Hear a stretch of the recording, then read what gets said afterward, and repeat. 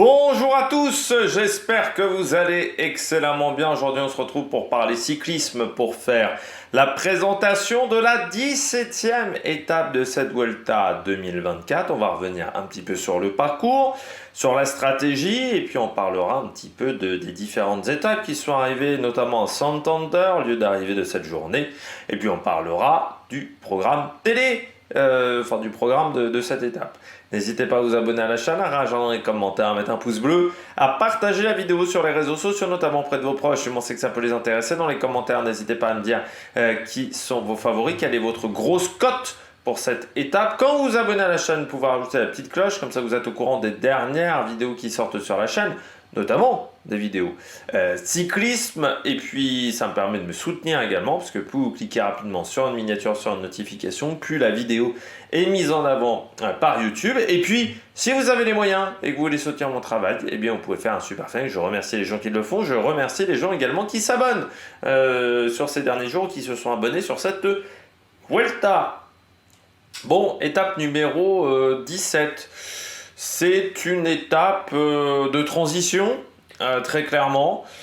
C'est une étape pour moi pour sprinter, même si on a deux belles côtes au programme, avec notamment 2 km 500 à plus de 14% de moyenne, ce qui est énorme. Mais ces côtes sont quand même assez loin de l'arrivée. Alors, même si c'est assez loin de l'arrivée, ça reste une étape qui est assez courte, 140 km. Donc, qui va être dynamique, mais je pense pas qu'on roule comme des demeurés dans certaines équipes pour aller chercher la gagne, en sachant qu'en plus il y a Van Aert. C'est-à-dire que si il n'y avait pas Van Aert, si voilà, je vois bien Israël rouler pour Corbin Strong et ce genre de choses, mais là il y a Van Aert et Van Aert il fait peur à tout le monde. Donc on sait que ça va rouler piano dans ses côtes. La grande question c'est est-ce qu'en plus l'échappée va pouvoir prendre du temps? Est-ce que ça risque de rouler fort? On risque de filtrer un petit peu quand même au niveau des échappées. Après, il ne faudra pas que la Visma fasse l'erreur de la dernière fois. Il ne faut pas laisser partir un Alpecin. Il ne faut pas laisser partir un Israël. Et j'irai même un Lidl pour pouvoir avoir de l'aide dans la dernière partie d'étape pour pouvoir jouer un bon résultat. Donc ça va être la grosse bagarre du côté de cette 17e étape parce que voilà, il faut éviter qu'une grosse échappée parte si on veut que ça aille au sprint. Mais pour moi, demain, il y a plus d'intérêt à partir en échappée. Et puis surtout, vous avez vendredi, samedi qui sont deux grosses étapes de montagne où là, il y a des possibilités aussi, pourquoi pas, d'aller chercher la victoire en étant un bon grimpeur un petit peu loin au général. Du côté du dénivelé positif, 2498 mètres, c'est la 17e étape du classement. Des étapes les plus compliquées, oui, malgré le fait qu'il y ait quand même 2500 mètres de dénivelé positif.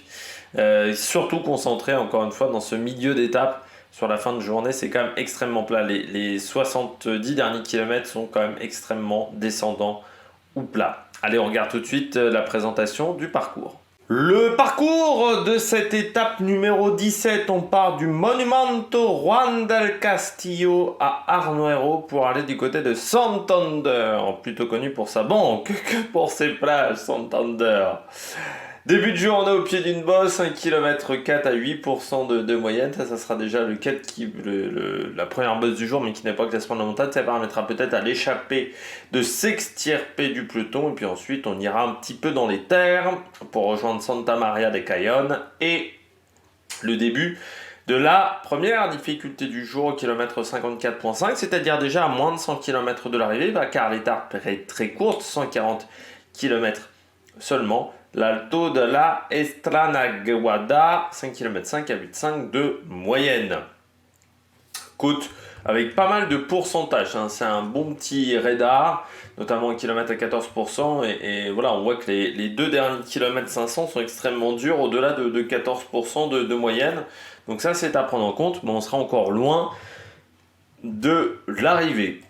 On redescend pour enchaîner avec l'Alto del Caracol. Là, cet Alto des Caracoles, c'est un petit peu plus simple, on va dire, légèrement. On n'a pas du 14%, c'est 9,8% de moyenne au kilomètre. Mais c'est un petit peu plus long également, 2 km de plus, Mais vous voyez les 2 km de plus et 2 passages plutôt plats. C'est le pied qui est compliqué à gérer aussi, hein, 8,4%, 8,9% du côté de cette étape. Et puis ensuite, le problème c'est que cette dernière difficulté, elle est à 70 km de l'arrivée, elle est à la moitié de l'étape. Et qu'ensuite c'est que de la descente, quasiment, ou du plat vers Puente Viesgo. Le sprint bonification intermédiaire à Arche. Là, on sera au kilomètre 116 avant d'arriver à Santander au kilomètre 140. Le final, du côté de Santander, pas mal de ronds-points et de petites chicanes à prendre, surtout entre, je dirais, 7 km de l'arrivée et 4 km de l'arrivée, car ensuite, ça sera assez rectiligne. Il y aura un virage là sur la gauche, à peu près 90 degrés, on sera à 1 km 700 de l'arrivée. Et puis un passage étroit au kilomètre et un dernier virage sur la droite assez ouvert quand même.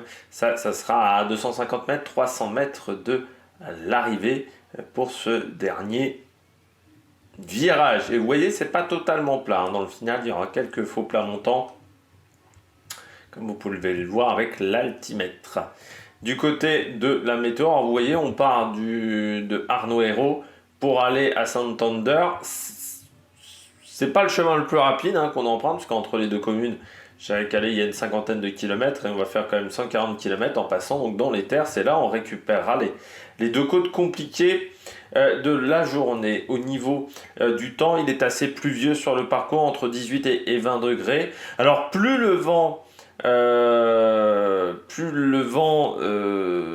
on est proche de la mer, plus le vent est un vent d'ouest, donc sur Santander et Arnoero, on est sur un vent d'ouest.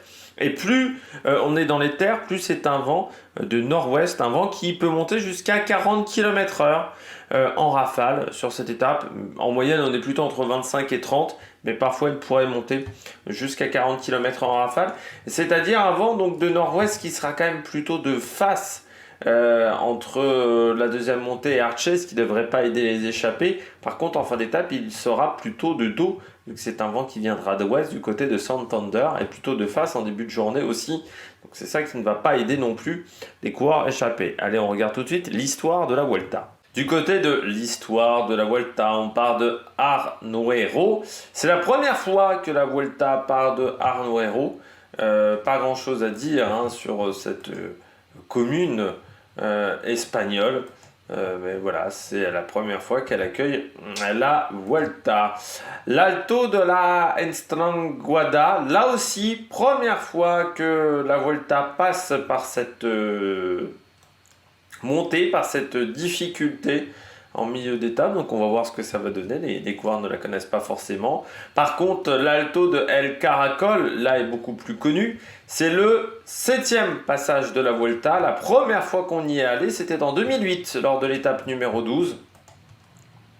C'était Bettini qui s'était imposé ce jour-là sur une étape à 2900 mètres. On partait de Burgos pour aller à Swanses, il s'était imposé devant Rebellin, Cunego, Balan et Contador dans un sprint en petit comité. Et puis le dernier passage par cette montée, c'était en 2014. Donc voilà, ça remonte quand même à il y a 10 ans. Avec l'étape numéro 13 qui partait de Belorado pour aller à Obregon. Et là, c'était Daniel Navarro qui s'était imposé ce jour-là, alors qu'il était à la Cofidis devant Daniel Moreno, Wilco Kelderman et Alejandro Valverde. Une étape où vous aviez quand même 3000 mètres de dénivelé positif. Donc il y avait cette difficulté qui était la dernière de la journée. Il y avait deux autres bosses de 3e catégorie auparavant, d'une étape quand même de 190 km quasiment. Et puis on arrive à Santander.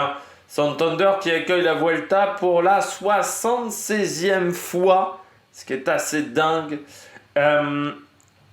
mais qui n'avait pu accueillir la Vuelta depuis 2014 et l'étape numéro 14 ce jour-là. On partait de Santander pour aller à la Camperona, 200 km, et c'était un certain Ryder Ejdahl qui s'était imposé devant Oliver Zog et Emmanuel Hervetti. Oliver Zog, le coureur de YAM, qui avait remporté notamment le Tour de Lombardie en 2011. Donc voilà, c'était pas mauvais puncher grimpeur. Ce coureur suisse, Oliver Zog, qui voilà, était surtout performant cette fin de saison. C'était plutôt un cours de fin d'année qui avait commencé chez Saunier Duval pour finir à Yam Cycling en 2016, quand Yam Cycling s'était arrêté en 2016 à la formation suisse. À l'intérieur, il y avait notamment Clément Chevrier, il y avait Jérôme Coppel, mais qui avait pris sa retraite déjà quasiment à l'époque, parce que Jérôme Coppel avait fini très jeune, hein, à 30 ans seulement. Voilà. Il avait commencé tard, il avait fini tôt sa carrière. Voilà, du côté de la Vuelta, du Tour d'Espagne, voilà, mais qui a accueilli à de très nombreuses reprises la Vuelta, et puis des sprints, hein, parfois, notamment remportés par Alessandro Petacchi. Ça, c'était en 2003. Il avait battu Eric Zabel et Tom Boonen ce jour-là. Boonen qui était encore un jeune coureur, pas hyper connu, Tom Boonen. Et puis Lombardi s'était imposé également, lui aussi sprinter, Tour d'Espagne. Lombardi qui a la particularité d'avoir gagné, je crois, sur le Tour d'Espagne, le Tour d'Italie, jamais sur le Tour de France. Voilà. Pour ce coureur, passé par la Télécom, par CSC, par Domina Vacanze, par Polti également, du côté de ce coureur italien, voilà, qui a fini sa carrière sur une étape du Tour de France en 2006. Voilà, ça a été son dernier jour de course dans sa carrière. Giovanni Lombardi. On passe au cycliste du jour. Alors on commence par un premier coureur, Juan José Cobo Acebo, parce que normalement c'était Cobo Acebo, coureur espagnol, pas vainqueur d'un Tour d'Espagne, parce qu'il avait remporté le Tour d'Espagne, on va dire, sur la route, sauf que il était dopé, il avait une anomalie sur son passeport génétique, ce qui lui a annulé ses résultats entre 2009 et 2011, donc notamment une étape de la Vuelta. Tout n'a pas été annulé, par contre, c'est que les résultats en Espagne qui ont été annulés, donc 7 victoires sur le Tour d'Espagne, et 2 victoires d'étape également sur la course. Par contre, il a toujours une M-Pass sur le Tour de Lombardie. Donc il était dopé en Espagne, mais pas dopé en Italie. Ça, c'est un petit peu la magie du règlement antidopage de l'époque. Et puis, il a fini ça. Alors, il est passé dans 2 formations majeures, hein. Il est passé chez Saunier Duval. Il avait même été formé par l'équipe, le club amateur Saunier Duval, en tout début de carrière, avant de rejoindre l'équipe professionnel en 2004. Saunier Duval Prodir, voilà, qu'il avait rejoint en 2004, l'année de début de cette formation. Et puis du côté de sa carrière à Juan José Cobo, il y a une victoire sur la Vuelta des Pays de Vasco, voilà, en Espagne. Et puis vous avez une étape sur le Tour du Portugal, sur le Tour de Burgos en 2008, une étape sur le Tour de France également en 2008. Voilà, l'année où il était chez Scott, qui était le nom à l'époque nouveau de Saunier Duval, en 2008. Et puis il est passé également chez Movistar et Torcu. Il a fini sa carrière chez Torcu, du côté de la Turquie. Alors on a également d'autres coureurs. José Pérez Frances, coureur dans les années 60, vainqueur de 3 étapes du Tour d'Espagne, vainqueur d'une étape du Tour de France en 1965, 2 fois deuxième du général de la Vuelta en 68 et 62, vainqueur du classement par points du Tour d'Espagne en 64, et 10 étapes sur le Tour de Levante, vainqueur également de la course Barcelona-Andorre, ou encore de la Classica Primavera des Amorebieta. C'était en 1965, du côté de cette épreuve qui existe encore, hein, enfin non, qui n'existe plus depuis 2019. La dernière édition a eu lieu en 2019, gagnée par Carlos Betancourt. Et depuis, la course a été annulée, notamment au moment de la Covid, et n'est pas revenue du côté de ce coureur. Et puis on termine avec Oscar Freire, qui est né, lui, à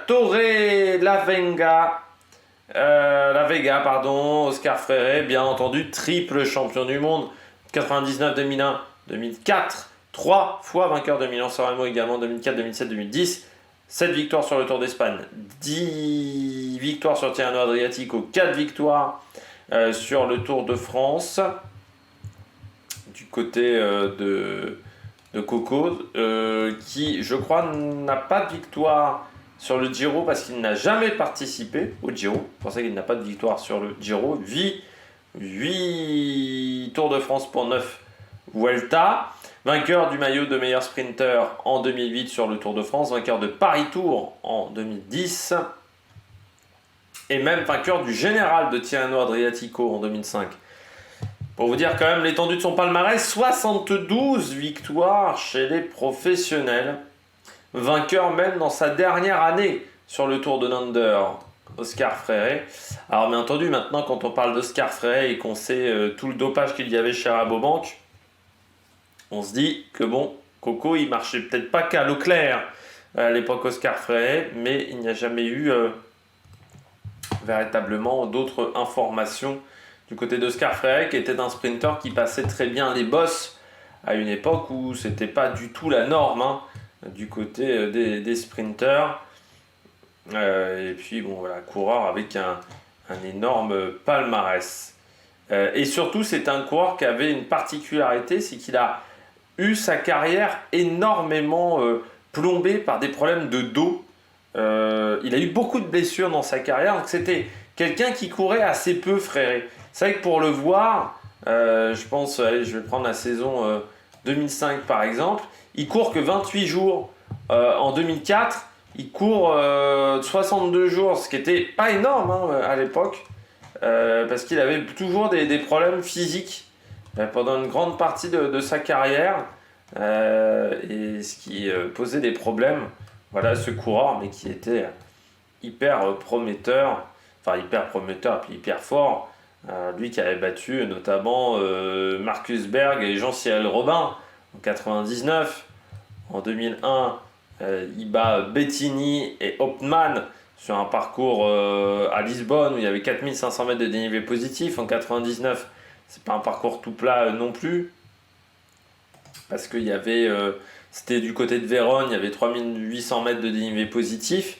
Et puis en 2004, par contre, c'était le parcours de Vérone de nouveau, qui avait permis de s'imposer, parce qu'on avait été 2 fois à Vérone en très peu de temps, où il avait battu Zabel et Paolini sur ces championnats du monde.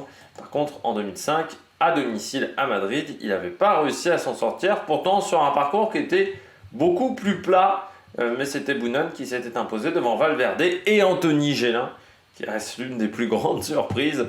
Je me souviens Anthony Gélin, quand on le voit finir 3ème, c'était à une époque où au championnat du monde on était quand même vraiment des quiches. Ça reste quasiment l'un des plus beaux résultats de sa carrière, bon, avec la Flèche Brabançonne en 2009. Anthony Gélin qui a arrêté sa carrière en 2015, passé chez Bonjour et ensuite à la Française des Jeux. Voilà, il n'a connu que 2 formations dans sa carrière. Mais voilà, cette 3ème place au championnat du monde.